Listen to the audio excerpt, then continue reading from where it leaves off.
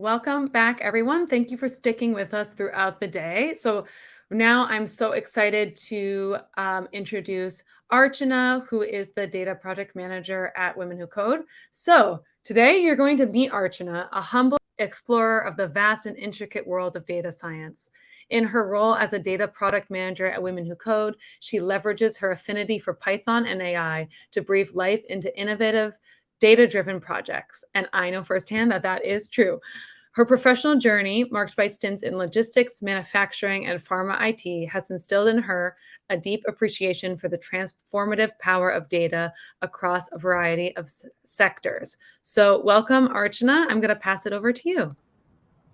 Hi, welcome everyone. Thank you so much for joining in today. I'm going to be talking about, AI product innovation and going to be talking about the generative AI space as such. I really believe like having generative AI right now has really helped with sort of the democratization of AI products. It's really helped us come from building MVP in, I don't know, a lot of years versus days now. And I think this space is gonna definitely change a lot. So let us dive right in. And I'm gonna be talking about one of the products I built, talk about how I built it, and what are the challenges we faced. And maybe you can also learn. And if you're interested, you can contribute too. It's completely open sourced for now. And yeah, let me go ahead. So today's presentation outline is, as I said, so I built this product called Speaker Scribe. What was the motivation behind it? Then moving on to understanding large language models, giving you a brief introduction into architecture, and also talk about prompt engineering because that's sort of helped us improve our product. And then finally, like what was the roadmap, the learning, the challenges, and the key takeaways. Okay, so speaker scribe, right? So this was I think this idea or this sort of product was born out of just me, facing this issue, which I think is quite common, is the fact that I don't know if you would have checked out Block Data Pie, and when they came out for call for proposals, most of us technologists here, what we do is we just run to either complete the proposal form or put in our ideas, or if you're someone like me, I usually procrastinate and I'm always late, or I always have a blocker. I'm like, I have ideas and probably they come to me while I'm resting but then I don't have the sort of thing to go ahead and start writing. And I always face issues with these call for proposals because they take a lot of time. The presentation process is a time drain. The proposal and presentation alone can take 10 to 12 hours on an estimate if you're trying to do an end to end and submit it to conferences. And there's low acceptance rates, right? Like most conferences out there, most technical conferences, they might have low acceptance rates. So this means you would be, there's a good chance maybe your proposal might not be accepted. And another thing which is so I've primarily lived in Asia, and I've one of the things that we face here quite common is the language barrier, right? Like we are people who are bilingual, or we speak more than one to two languages. And when that happens, we constantly, I think, converse in our head in two to three languages. And when we start writing proposals, we face problems with coming up with good sentences in English. And I think when we start writing, we feel oh no, I mean, this doesn't sound good, or we should change it in n number of ways. And the grammar can be wrong, or the maybe we're using a verb repeatedly. So yeah, a lot of things happen, right? There's a huge language barrier that exists with submitting proposals too. So this is why I sort of created me and my partner Soham, we sort of created Speaker Scribe, and I want to talk about it. So just it's a quick demo into what Speaker Scribe does. So I hope it plays. Yeah, so there are two things. One is the fact that you can actually generate proposals, and the proposals are structured. So they're structured only for talks or for conferences. So we have made the prompts such that they are specifically done for conferences. And the second thing is you can actually generate slides. So yeah, it'll get generated to your own system, and yeah, you can view the slides as well. So yeah, this is like a short video into what we did, and feel free to check us out. It's a completely free tool. So the idea behind doing this was basically, one second. Yeah. So firstly, like what it helps to solve is, time efficiency. Once you like put your ideas in a place, and it doesn't need to really sound coherent. It can sound like, even if it has broken English, it can still put it together. And most importantly, with the proposals and with the proper structure around your talks, and having a presentation can increase the acceptance of these talks, because unlike previously where you would just, probably at the last minute, like me, just sit together and create a like proposal and just submit that, you actually have this tool sort of assisting you there. So I think that's pretty great, and the reason why we were able to build such a tool is because of generative AI.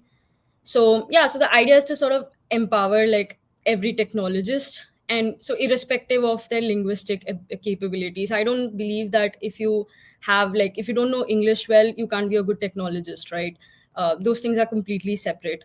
So I think like, given these tools, although like, yeah, I know there's a huge community that's also sort of biased towards these tools, and they might think that it's sort of wrong to use it, but I think in terms of uh, you know like the amount of time it reduces and the way that it helps us technologists like write talks, I truly think it can be something that can be used in the future.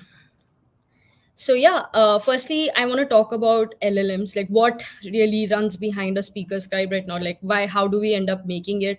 And so there's this thing called large language models. So basically, what makes them so special? So they're designed to sort of generate human-like text. So they've been trained on very large human text. So the models have like immense potential to create stuff like proposal creation. So I mean, you can think of LLMs as a wizard that sort of like has the impressive ability to sort of generate text the way that humans write. And imagine you had like an essay on a topic you knew very little about. You probably have to read like multiple articles and books. Well, LLM can do like something similar, but at a larger scale and much faster. So there's a lot to why LLMs became the way they are today. So in the field of machine learning, especially an NLP as such, like natural language processing, we have realized like, I know this only starts from 2012 here, but that's also like, it's only been like, it only seems like it's been like 10 or less time, but yeah, 10 years or so. But at the same time, the explosion of the field has been immense. So yeah, we have come a long way. So we started with something called word to vec, and this was even when I was sort of working on it. And word to vec was the starting point of teaching computers about words. It gave like a mathematical address to a word. So we did simple products like spell checking, grammar checking tools, simple chatbots, and then we moved on to transformer models. So transformer models are what make GPT or large language models. They sort of are the architecture on which they're based on. So transformer models are like teaching a computer to understand the context in a conversation. So they were used with advanced like digital assistants or automated customer service chatbots, and now you finally have the rise of LLMs. So you can imagine like, it's been learning for so long and it's finally like graduated. And so that's where large language models are. They know much more, and they can sound so much closer to a human text. And one of like the examples are chat GPT, bard, etc. So how are they like different from humans, right? Like that's one of the fundamental questions we have. So the way that large language models behave is that they help to sort of predict the next text or the next word in a sentence. So they rely solely on the patterns that's found in the text data. So they don't understand text in the way that we do. We associate text with emotions and so on, and large language models don't do that. And like human brains on the other way, on the other side, are like a multi-dimensional network. They process emotion, visual, sounds, and so much more. So we learn from experiences and adapt over time, but we are also biased and we can make mistakes. So this brings me to what are LLMs good at and what are LLMs bad at, right? So LLMs are really good at creativity, simplifying complex language, human like text, and translating. And LLMs are bad at handling ambiguity, guaranteeing truthfulness, recognizing and responding to emotional states. Now, this is something that we have sort of inferred from what LLMs have are at this stage. But obviously, the more compute you throw at these models, the better they are going to get. So over time, yeah, they might get good at things they are bad at right now, but this is what we believe it is at this stage. So why is LLMs like sort of ideal for speaker scribe? Like why go with GPT in the first place? So firstly is the exceptional language understanding and generation. So it uses GPT. So it has like, advanced human training, like advanced training in human style text, and there's versatility. So that's very important because any speaker can come to the tool and give it like any topic. I wrote it on computer vision in the medical domain. The person can write basically anything, right? So you need a system or a model out there which has that generalization, and that's what GPT is really good at. It's not really good at knowing a lot of nuances in a particular field, but it's really good at knowing a lot of different things, and that makes it really ideal for something like that because it gives a good starting point for most speakers to use. Now secondly, there's efficiency and scalability. So you know the time that's required to build these proposals, GPT takes care of it. You can do it in like a fraction of time, and it's scalable. So even if like since we're using like a API, so even if like multiple people use it and send multiple requests, we can still like sustain it. Now coming to the architecture, right? Like how did we end up building it? What components did we use? So actually we built it over like a couple of weekends. So believe it or not, it did not take us a long time to sort of build this out. And that's another reason why I think like if you are like sort of wanting to start off with AI products, GPT is a great space to start off with because with the API it basically takes care of a lot of like the AI components. Like for example, I would say model training and inference and all of that is already taken care of, and the model is good enough to do certain tasks. So now you have like the architecture of speaker scribe here. So I'll start with the left hand side. You have the interface, and basically the user interface is a web app. So let me go ahead and show it to you. Now I'll have to share the tab again. Okay, so this is our user interface. You can just check out speakerscribe.com. It's a very simple interface. To be honest, both me and Soham, we are not front end, engineers. We have very limited knowledge on front end, and there are a lot of apps. I'll talk about it later. There are a lot of apps that do it really well now. So this is built on something called Tailwind CSS, and we use something called shuffle.dev for building it. But you can also check out stuff like framer.ai because they also build landing pages, especially limited to landing pages. They build it extremely well. So yeah, so this is like our web page, and we just added like how it works and what is like how to sort of get started. And so when you click on try it out now, it will ideally ask you to log in. So you sign in with Google. Right now it's a Google login, and yeah, you can go directly into the app. So once you get into the app, it's basically a Flask application, and it's sending a request. Once you click on generate proposal here, it's actually sending requests to a server, and this server is right now on Heroku. So what we do is we actually send requests there, and then we get back the request from there on. And so let me show you like the block diagram again. So now we are on the first part of this. So the user interface, as I said, uses mostly Tailwind CSS. It uses something called shuffle.dev is what we use, but you can check out Framer AI as well. They do it really well. And then for processing requests, we use a Flask app, which sends the request to Heroku. And then and Heroku is like pretty good. It can actually scale. It's really good for scaling. So like when more requests come in, it can actually scale pretty well. And then we sort of bring the proposals to life. The presentation generation is actually done again by a script, and what we do is we use this generated text and we create like a presentation out of it, and we the presentation downloads directly to your computer or your system. So yeah, through the proposal we're generating the presentation. And yeah, so what we use in the backend is the GPT-4 model. It processes the inputs, understands the context, and generates like a draft proposal. And it utilizes like prompt engineering techniques to optimize the output quality. And I'll explain what is prompt engineering as well. But what you need to understand here is that the API makes it very easy. And the way that you access the API is via the Flask app. Okay, now coming to the challenges, right? Now I've explained like the architecture, I've explained the motivation to why we started Speaker Scribe as such. So obviously LLMs are very powerful, but there's certain pitfalls as well. So for example, if you take this input text, right? So if you would say generate a tech conference about aquatic robots before, it would say something which is not relatable. It would say aquatic robots in the culinary industry. So obviously it doesn't make sense. But then later on, as we improve the prompt, when we gave it like an input again, it was actually able to get better outputs. So how did we end up doing that? So we end up using something called prompt engineering. So to understand prompt engineering in like easier respect, it's like training a pet to perform tricks. Like if you want your dog to sit, you just don't yell sit once, right? You repeat it, and you give it like different forms of telling it to sit. Maybe like if you might say please sit down, or next time you might say sit. And so there's different ways of saying sit, right? So that's exactly what prompt engineering is doing. So if you're teaching your computer program to respond to a certain inputs or prompts, and you're teaching it different ways of doing the same thing.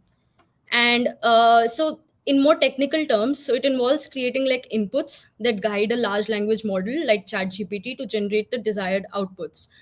How you do it is you start by feeding the LLMs with variety of prompts, and you observe the output. So you see, okay, I fed it with certain prompts around aquatic robots, and it's giving me the wrong outputs. So in this step, you sort of help to identify, okay, there is a pattern in which the LLM interprets, and it's clearly either wrong, or we need to give it better prompts around this, and it'll end up generating better results. So now you're sort of guiding the LLM, like you're guiding the dog, right? You're basically saying, if I say sit, if I say please sit, it's all the same, right?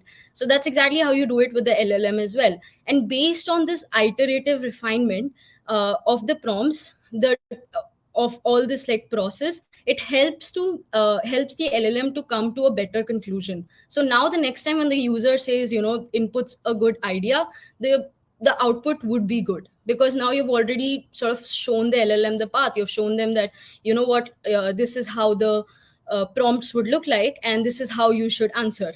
So you basically create like a data table with input prompts and output, and you feed it back to the LLM.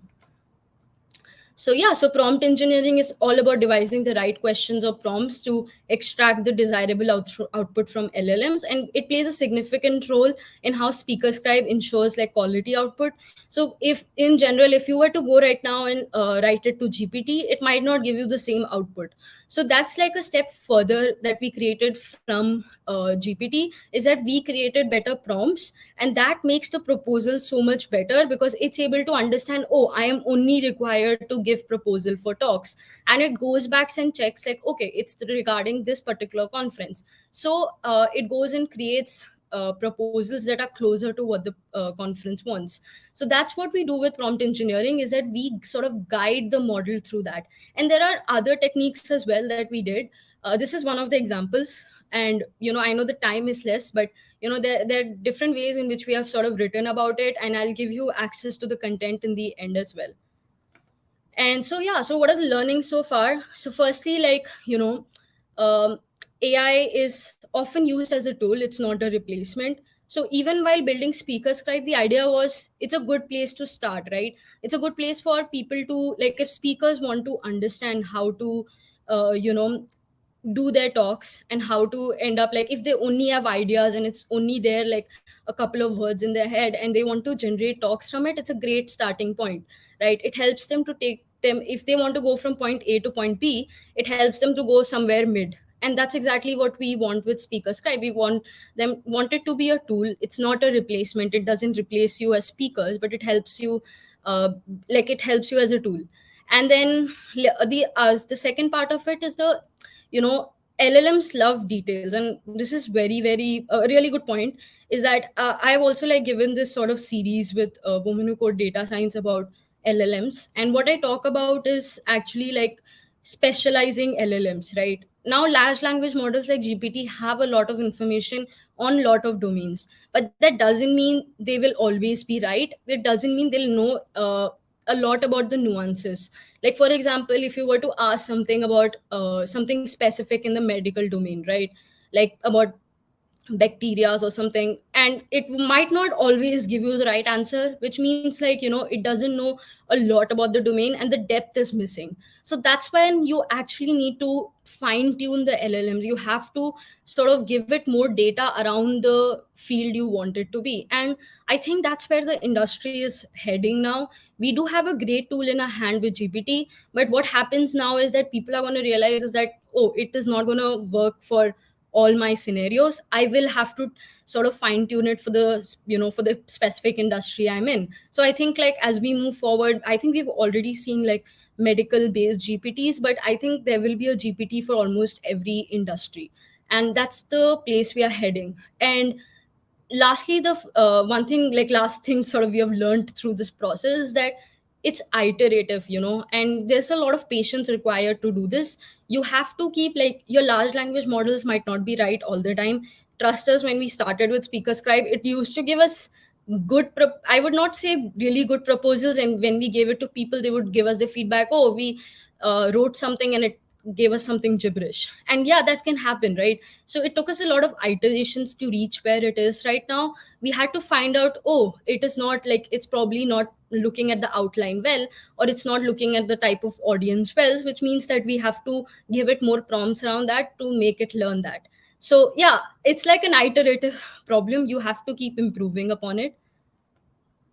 And so where we are right now is that we're at the starting point. Like we have like transformed our ideas and made sure it's conference ready content, but there's a lot of ways in which we can still improve and we can still go further.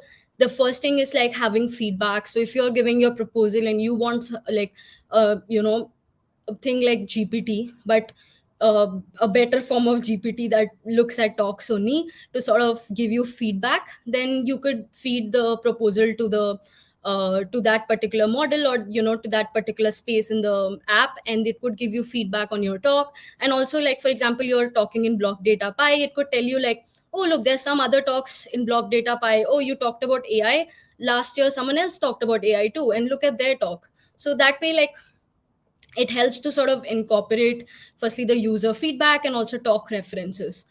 So finally, like I think where this should go, at least in our heads, is that it should have a user dashboard wherein like it's like almost like having personalized features, and that's where it should be headed. And we're still like learning. We are still in the phase that we give it to people, they try it out. Feel free to go ahead and try it out again, like it's completely free. We really want the community to make use of it. And we're also learning, okay, like if there is something they want, we should go ahead and learn how to implement it. So if you're interested and want to contribute, go ahead and scan this QR code. We're also looking for people, looking for feedback. And if you're that person, please go ahead and try it out and let us know if you're interested to contribute. It's completely open sourced right now. So if you go back to speakerscribe.com, you can look at the contribute link. It takes you to GitHub where all our app code is there. I think the only thing that is in there front is the front end, but the front end is pretty static. So there's like the landing page is something which is static. We're not changing anything about it, but all the app part, how the presentation is generated, and as well as the connection to GPT is there. So you'll be able to at least understand how we are doing those API calls and so on. And yeah, and last but not the least, I know I talked about this. So we do talk a lot about large language models. We do like a newsletter almost weekly, and we try to put out content as much as possible because we realize it's a very new space. And we're also learning. We read a lot of papers, and we realize we're learning, and we want to give it out to the community as well. I've been making these fun graphics on Canva about large language models because again, I realize it's a very different topic. So it's great to sort of break it down for people. So yeah, feel free to check it out, and feel free to check out the graphics as well. Let me know if you like it. And yeah, thank you so much, everyone. Thank you, Archana. I'm going to leave this up. We have time for 2 questions, but I'm going to leave this up so that people can look at it and capture it for a little bit. But a couple of interesting questions I've seen here, both about the project and otherwise. But I wanted to, a lot of people are asking like where to get into this. And so I want to give you a chance to talk a little bit about some of the workshops you've done for women, the Women Who Code community. Yeah, as Sachi says, how can a student proceed with learning and get into this field? Yeah, I think like I've also given the workshop is basically broken down into introduction to LLMs, and then moving into supervised fine tuning and prompt engineering. I've actually talked about prompt engineering in detail. It talks about types of prompts, and then moving into RLHF, which is like reinforcement learning human feedback, which basically makes GPT the way that it is, and reward modeling, and finally into product development. So yeah, I think we have covered a lot. And just go ahead and check it out. And there's a lot of like resources as such, like I've been following Chip Huen's work. She writes really good blogs. She's written a blog on RLHF, reinforcement learning human feedback, and her content is mostly what I use for the presentation as well. And what else, like I think we follow a few newsletters. So yes, so the workshops that Archana is talking about is part of our data science track. So if you go to the expo booth right now, there's a tracks booth and it talks about all the different communities, and that's where you'll get like the YouTube channel where some of them will be in the future, or how to follow along and see for any future opportunities. So this is going to be our last question, and this is very interesting, from Annie. Big shout out, Annie, who's been doing a lot of interesting questions all day long. So a lot of people are interested in implementing automation in nearly every part of a business. But you've mentioned that AI should be used as a tool. Do you think it's possible for people to change their perspectives on AI as a cost-cutting tool? Yes, everyone is. I'm going to put my interpretation of Annie's question, Archana, and then I want to know what you think. I'm wondering, Annie, if you are talking about both the people that are afraid that AI is going to replace their jobs and afraid for their future, and how would you address that? But then also just people that are hesitant to use a new technology. Like, do you think there's a business use for it? Okay, yeah. So I think like yeah so the way that I've seen companies right now, like all of them are jumping ship into using GPT, but there are a lot of limitations with LLM as well. And I think we have covered one with like prompt engineering. So I think roles are going to evolve at this stage. If previously, and I guess this was a quite a discussion I was having with Soham as well, and he used to say that what, like, do we even need AI engineers anymore? And no, maybe AI engineering won't look the same, but it will certainly evolve. It will be like prompt engineers now, or people who can work better with LLMs. And yeah, it's gonna like be much more fine tuning, which I think is great as well, because then you're working on a specific use case and a specialized place. So yeah, I mean, roles are going to evolve. They're going to get better. And what happens often, and another way that I think people are now jumping ship and suddenly using GPT is like, I think they're quickly realizing that they go down the pipeline where, yeah, it works great. And I think this is something that happened to us as well, where we had another project of ours which we were using, and then OpenAI decided to sort of like, I guess deprecate their older model or deprecate their API. So our product stopped working because they deprecated it. So yeah, I mean, like, things like that are bound to happen. You if you're dependent on OpenAI, it'll be hard in the long run, because you're going to be dependent on another company. And that sort of brings in a lot of questions, right? I don't think OpenAI's API is going to be used in industries as such, like a lot. Maybe people might build their own models, but not a lot, because right now, even though OpenAI has said they are like sort of open on their name, their models are not open sourced. We don't know what data it used. We don't know, like, for example, like, what were the weights of the model. So there's a lot of like particularly gray area when it comes to GPT as well. And again, like we've covered it a lot in our newsletters because we also feel very strongly about it. So I think like it's not there yet. It's not there at the point where, and and people who jump on the ship and are ready to implement it, they're going to eventually face issues down the line because it's not there yet. And yeah, again, like thank you so much everyone for joining in. Feel free to use the QR code and scan it and follow our work or reach out to us. And thank you so much everyone again. Thank you. Thank you, Archana.